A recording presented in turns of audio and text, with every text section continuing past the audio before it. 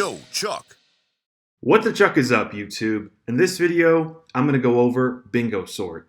Bingo sort is very similar to selection sort in that you're looking for the smallest number, but it's kind of like selection sort on steroids because you're going to look for the smallest number each loop iteration, and then if there are duplicates of that number, all duplicates get brought to the front or their respective position. So it's a pretty neat algorithm with a fun name. With that said, let's jump into the code. Okay, like always, let's make a function call. I'll say bingo sort. It'll take an unsorted array. Let's return that array. And then let's console log the function call of bingo sort. And I'm going to pass an unsorted array in here. Just something like this. Okay. Now I'm going to call this function. Whoops.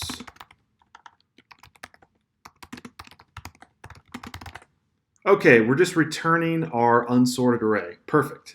So the strategy with bingo sort is, like I said, you're going to be scanning the array. In each loop, you're looking for the smallest number.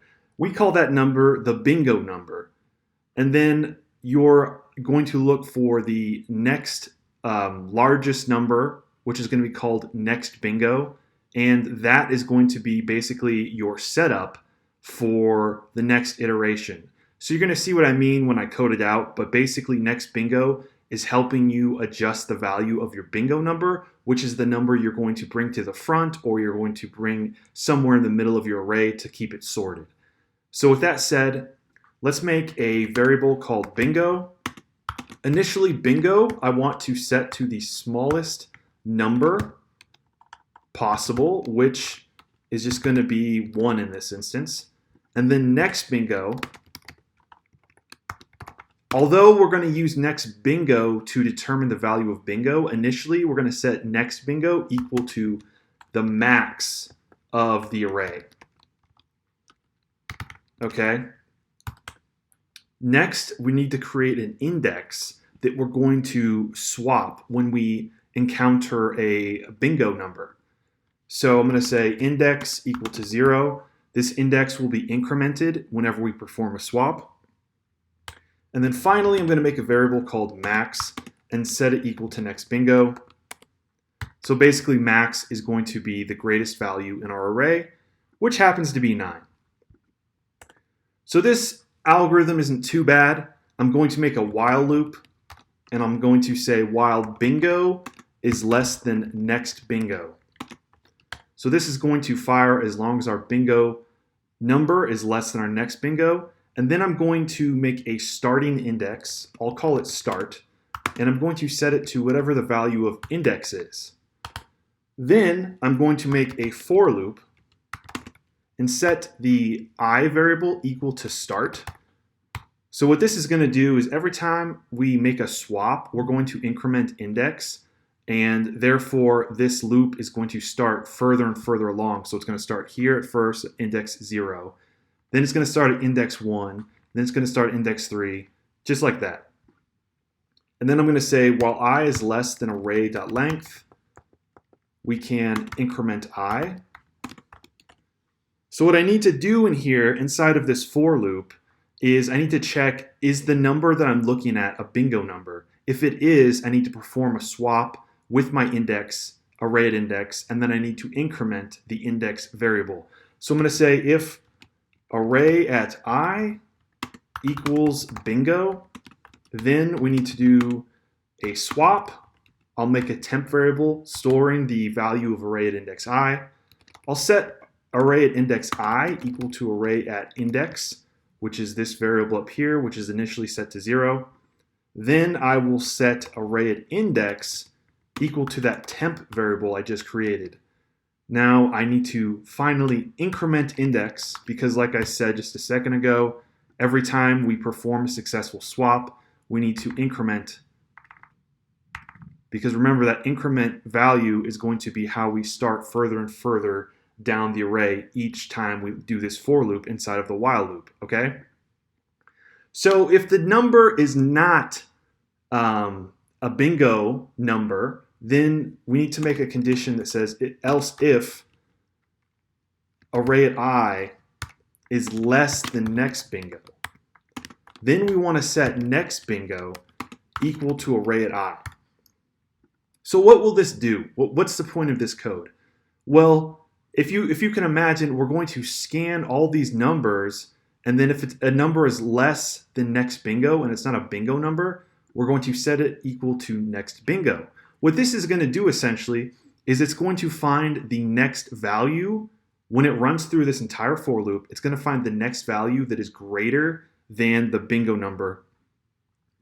The most what's a good way of saying it? Like the next value up from the bingo number. Okay, so in this case, the first time we do this, next bingo is going to be set to 2. And we're going to use next bingo, that value of 2, to make it our new bingo number, if that makes sense. So at the end of this for loop, I'm going to update the value of bingo to next bingo. So like I said, the first time we do this, it's going to return 2. And just to prove that to you, let's return this. You can see it returns 2, right? Because it's scanning this entire array looking for a value that's not a bingo number, but it's less than next bingo. Because next bingo is initially set to 9, it's going to update it.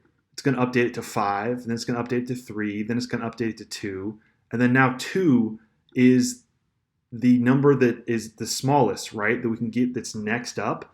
So that's how we're doing that logic right here. And then finally, we need to update the value of next bingo again at the end of the loop. And we can just set that to max. So we're setting next bingo back to the value of 9 again. And this is just to reset the process. Really, just remember that bingo is the number we're hunting for, and next bingo is kind of like the next value up from our bingo number. And that is the purpose of next bingo. Eventually, you're going to reach a point where bingo and next bingo are equal, and this whole while loop is going to break out, and by then your array will have been sorted. So let's return the array. If I run this code, you can see we're now sorted. Let's plug in a bunch of values. So I'm going to put in a bunch of 4s actually here. So notice how the 4s get sorted, right? I mean, the whole thing is sorted, but when we reach a bingo number of 4, all of these numbers get pushed to the beginning. I think this will be easier to illustrate if I were to make a bunch of 1s, just so you can see what happens. Okay, so it's sorted, but what happens after the first iteration of our for loop? Let me return the array at this point. Notice how after the first iteration of our array, because 1 is the bingo number, all bingo numbers are going to be pushed to the front or their respective position. And in this case, the 1s are all put immediately in their respective position. So the way this makes sense, and the reason why I say bingo sort is kind of like selection sort on steroids, is because it's optimized for, it's basically selection sort, but it's optimized for duplicates, right? So here we have duplicate 1s, so it's going to perform much better than just selection sort. It still has a time complexity of O of n squared, but it's optimized for those dupes. Okay, so I hope you guys enjoyed this video and found it valuable. If you did, please like and subscribe, and I will see you in the next one.